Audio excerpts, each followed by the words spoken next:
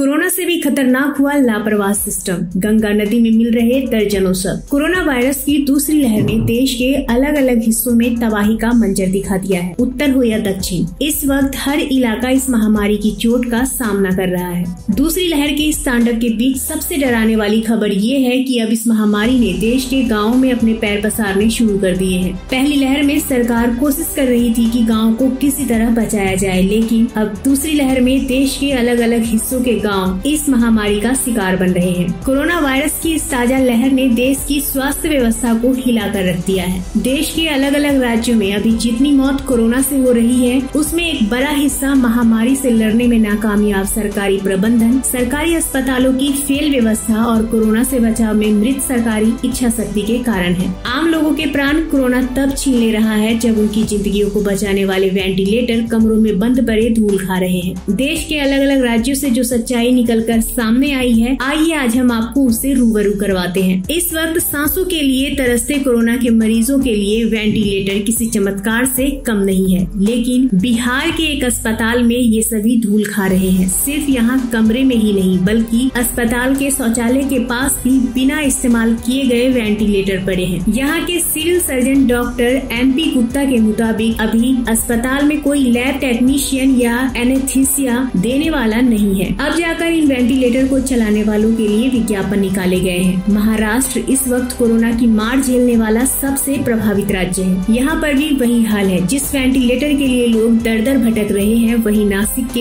एक अस्पताल में धूल फाक रहा है। नासिक म्युनिसिपल कॉर्पोरेशन को PM केयर फंड से 60 वेंटिलेटर मिलते हैं, लेकिन हफ्ते भर बाद भी नासिक में वेंटिलेटर किसी काम के नहीं है। दावा है कि वेंटिलेटर के आधे अधूरे पार्ट ही मिले हैं। नासिक नगर निगम के कमिश्नर कैलाश यादव के मुताबिक जिस कंपनी ने वेंटिलेटर दिए हैं, उसी कंपनी को वेंटिलेटर के सभी उपकरण जोड़कर चलवाना है। कंपनी ने पहले तो सिर्फ वेंटिलेटर बॉक्स भेजे, लेकिन उसके कनेक्ट नहीं भेजे। जब से यह वेंटिलेटर आए हैं, उस दिन से कंपनी को ईमेल कर रहे हैं, फोन कर रहे हैं, लेकिन उसके पास टेक्नीशियन की कमी है। इसी तरह की हालात देश के कई राज्य जैसे झारखंड, राजस्थान और उत्तर प्रदेश की है। कोरोना महामारी के बीच नदी के कई जगहों पर शव मिलने का सिलसिला शुरू हो गया है। बक्सर के बाद अब यूपी बिहार बॉर्डर के गहरम गांव के पास गंगा नदी में दर्जनों लाशें मिली हैं। इतनी बड़ी संख्या में शव मिलने से क्षेत्र में हड़कंप मच गया है। शवों के मिलने की सूचना जिला प्रशासन को देकर गुहार लगाई गई है कि इन्हें जल्द से जल्द ठिकाने लगाया जाए। मामला पूर्वी उत्तर प्रदेश के गाजीपुर के गहरम थाना क्षेत्र का है, जहां बिहार की तरफ बहने वाली गंगा में दर्जनों शव किनारे पर मिले हैं, जिससे क्षेत्र में बदबू और दूसरे किस्म के संक्रामक रोग के फैलने का खतरा मंडराने लगा है। इससे पहले भी कोरोना संकट के दौरान बिहार के बक्सर जिले में गंगा नदी में कम से कम 30 शव बरामद किए गए थे। जिला प्रशासन ने दावा किया है कि बरामद शव बहकर आए हैं। कहा गया ये शव बिहार के न होकर उत्तर प्रदेश से बहकर आए हैं। फिलहाल मामले की जांच की जा रही है।